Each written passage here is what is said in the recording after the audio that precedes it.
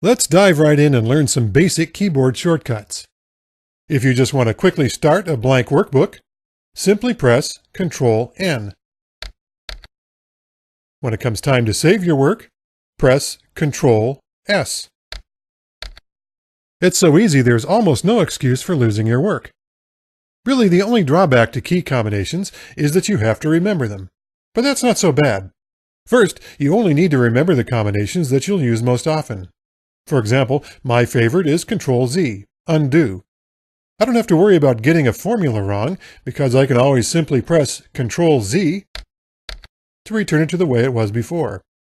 Or I can change my mind again and press Ctrl-Y to redo a command. Of course, you probably wouldn't redo a formula that produced an error, but you could if you wanted to.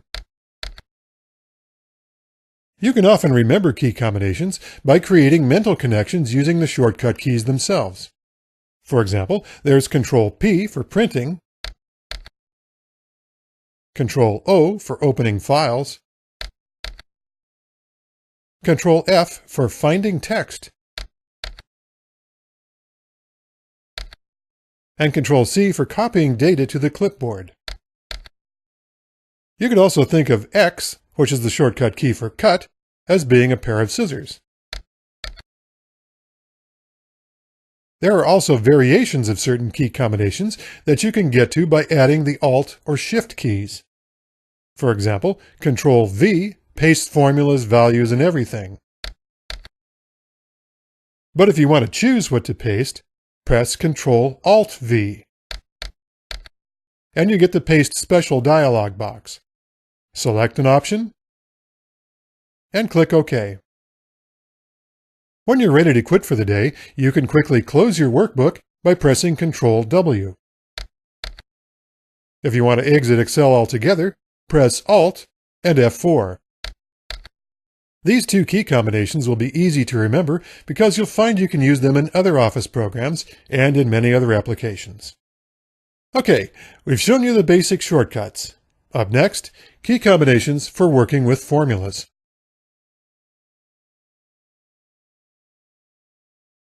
Excel is a real powerhouse when it comes to working with formulas, functions, and massive calculations. And with shortcut keys, you can handle colossal repetitive tasks with ease.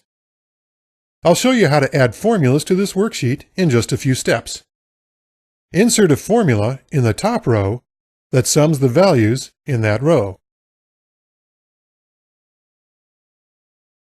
Then select the cell with the formula and the cells below it and press Ctrl-D. And the formula is filled down to all the selected cells. We can create a total row the same way. Insert the formula here, and then fill right by pressing Ctrl-R. All done, and with just a few key combinations. But if you want to go even faster, try this. Select the values and the cells just below them, then press Alt and the equal sign. Or you can select empty cells to the right of the values to add AutoSum formulas over here. Of course, the same thing could be done with the mouse, selecting the cells and then clicking the Fill command. But it's just not as fast. If you need to do more than simple addition, you can quickly insert a function by pressing the equals sign, then pressing the first letter of the function you want. Press the up and down arrows to locate a function. When you find the function you want, don't press Enter to select it. This is a common mistake. Instead, press the Tab key to start working with the function right away. Now we can add cell references. And we can do that by using the arrow keys to locate the first argument, pressing Shift, and then extending the selection to the last cell in the range. Now we can press Enter. Okay, we just created this formula, and you saw earlier how we use Ctrl-D to fill down. But here's an even faster way. If you know you're creating a formula to go in a range of cells, select the cells first. Then create the formula for the first cell in the selection. When you're finished, press Ctrl and Enter. And the formula is inserted in all the cells in the selected range. Okay, now that we've entered all our formulas, what do we do if we want to make changes? Just select a cell and press F2. Then you can use the arrow keys to move around in the formula and the keyboard to make the changes. If you need more room to work on your formulas, you can resize the formula bar. But there's an option to change first. Click the File tab and click Options. Click the Advanced category, and then clear Allow Editing Directly in Cells.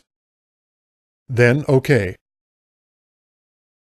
Now when you press F2, you move to the formula bar. If you still need more room, you can expand the formula bar by pressing Ctrl-Shift-U. This is especially helpful if your formula takes up a lot of space. Okay, we've shown you how to create and edit formulas. But what if your worksheet has a bunch of formulas and you want to look at all of them all at once? To do that, press Ctrl and the accent symbol key.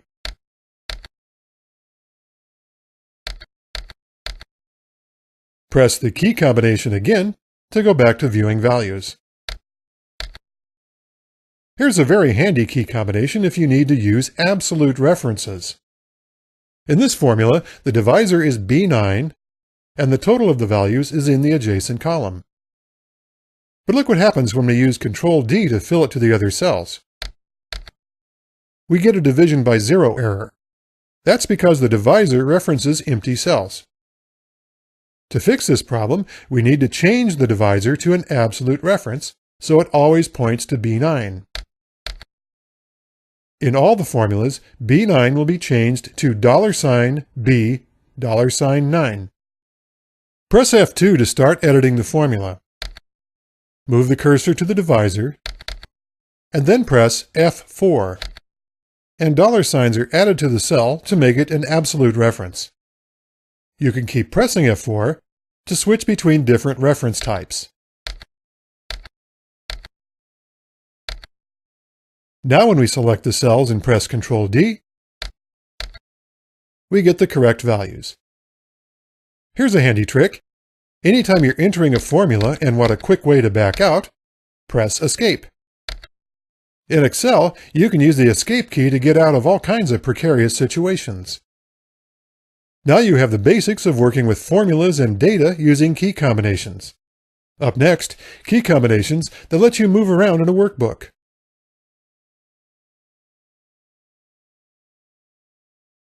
There's no doubt about it, keyboard shortcuts help you work faster.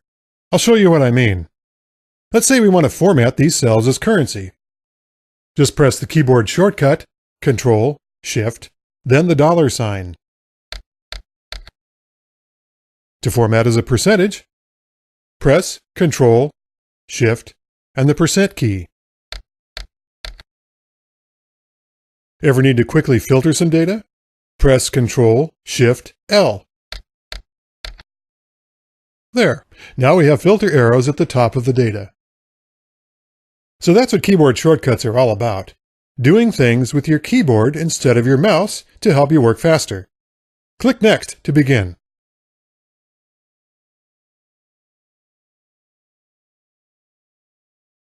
The mouse makes it easy to move the cursor around in a workbook because it's like a virtual index finger. You just point to something and click. But if you're doing a lot of work, you can often go faster by using key combinations. You press the arrow keys to move from cell to cell, to the right, to the left, and up, and down. If you want to move faster, you can turbocharge the arrow keys with the Control key. When you're working inside a data range, press the Control and arrow keys to jump right to the last column, left to the first column, to the top of the range, or to the bottom. When you're outside a data range, press the Control and arrow keys to jump to the next non-blank cell in a column or row.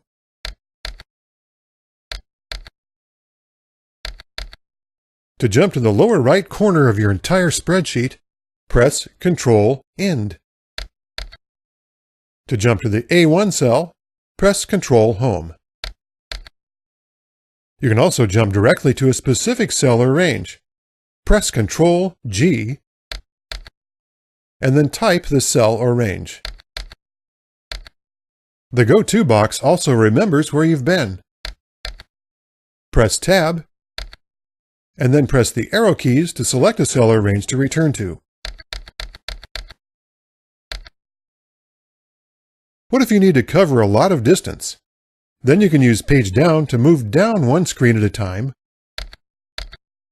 or Page Up to move up one screen. You can also move to the right one screen by pressing Alt Page Down, or one screen left by pressing Alt Page Up. To go to the next worksheet, press Control Page Down, or Control Page Up to go back one worksheet. Now you know the basics of moving around in a workbook. In the next video, we'll see how to use key combinations for selecting cells.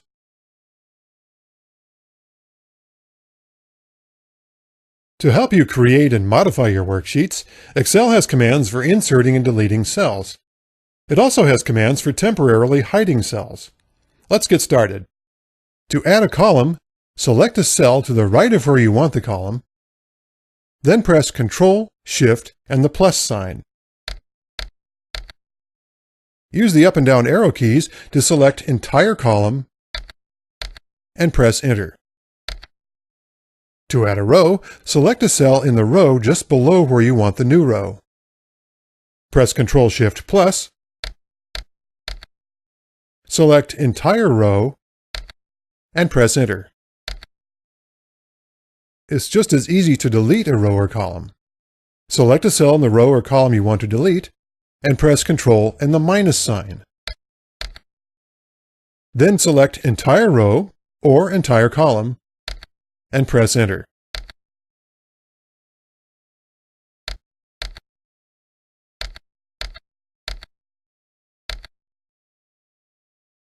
When you add a row or column, it affects all the data ranges that the row or column goes through. But what if you want to add a column to this data range without adding it to the others?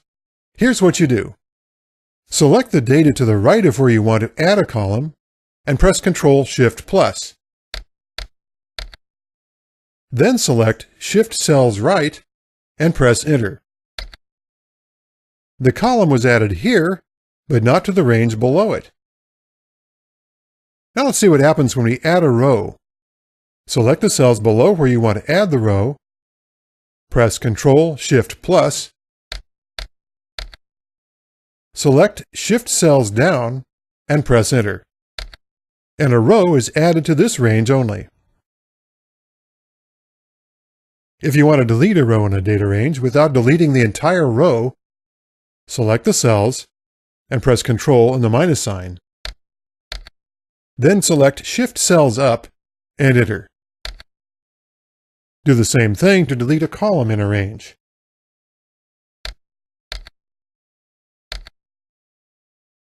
Keep in mind that inserting and deleting cells can be tricky. For example, if you select only 2 cells in a column, and then shift the cells right, the data you move won't be in the correct columns anymore. I'll press Ctrl Z to undo this. If you want to add a column to a data range, make sure you select all the cells in the range column before you shift the cells to the right. Now, what do you do if you want to keep some data that you don't want to see? You can hide it. Select a cell in the row that you want to hide, and then press Ctrl and the number 9. To hide a column, select a cell in the column, and press Ctrl and the 0 key. Make sure you use only the number keys in the row above the rows of letters, and not the number keys on the numeric keypad. The easiest way to unhide a row is to select the rows on both sides of it, right-click the selection, and then click Unhide. You do the same thing to unhide columns.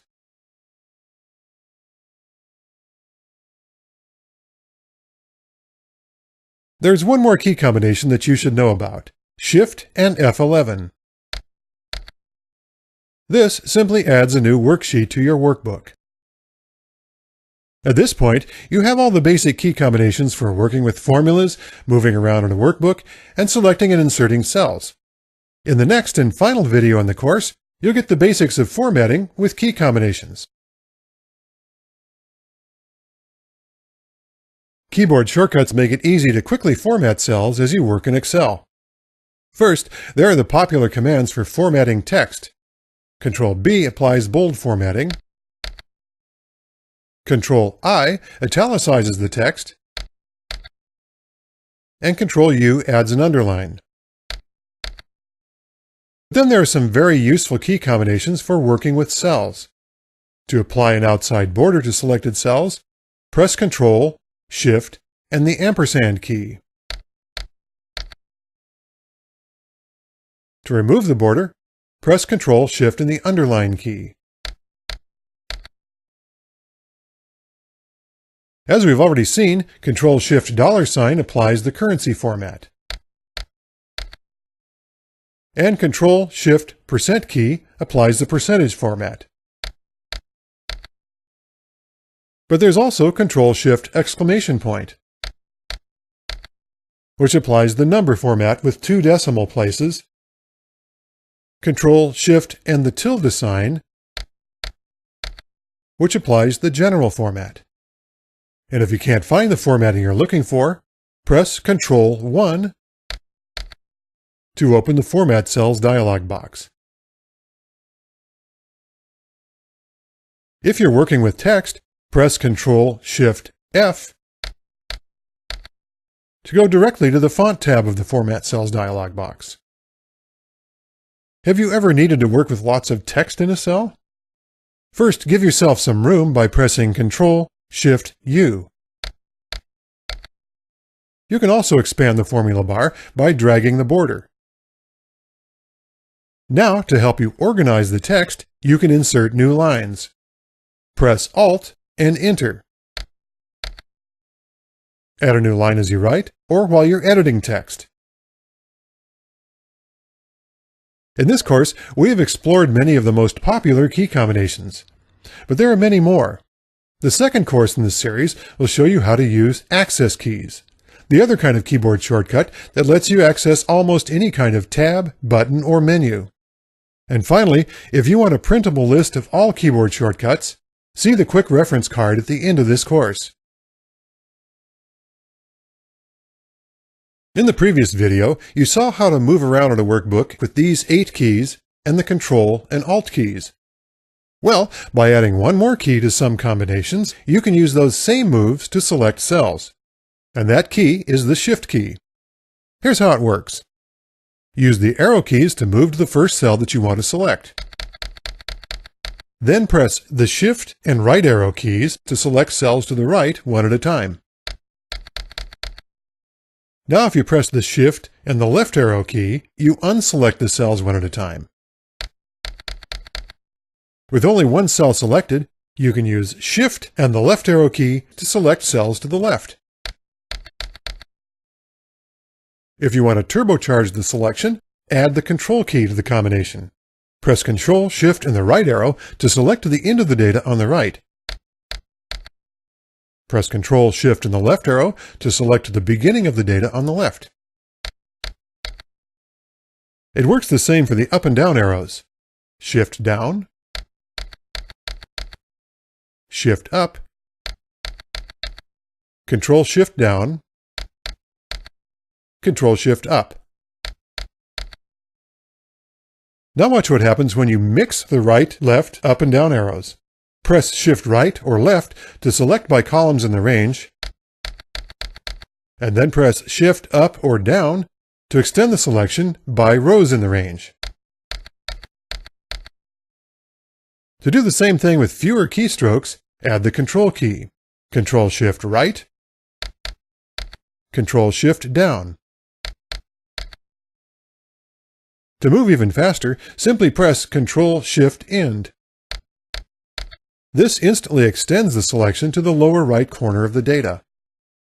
Or press Ctrl-Shift-Home to extend the selection to cell A1.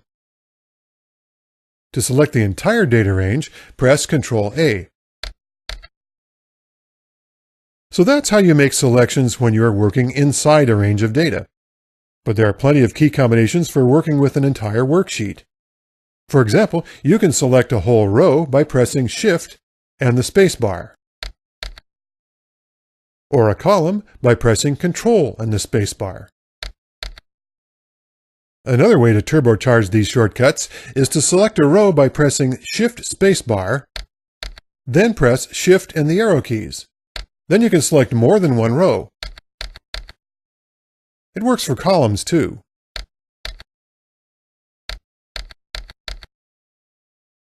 Earlier we showed you that Ctrl-A when in a range will select all the cells in that range. Well, Ctrl-A outside the range will select all cells in the worksheet. And here's one more useful key combination. If you hide rows or columns, and then extend a selection across them, the hidden data is also selected. When I copy and paste this selection by pressing Ctrl-C, moving to a new location, and then pressing Ctrl-V, you can see that the hidden data is also copied. But there's a way to select only visible data. Press Alt and the semicolon key. Now when I copy this selection, and then press Ctrl-V, only the visible rows and columns are copied. Those are the basics of selecting cells using key combinations. In the next movie, we'll get into adding, deleting, and hiding cells.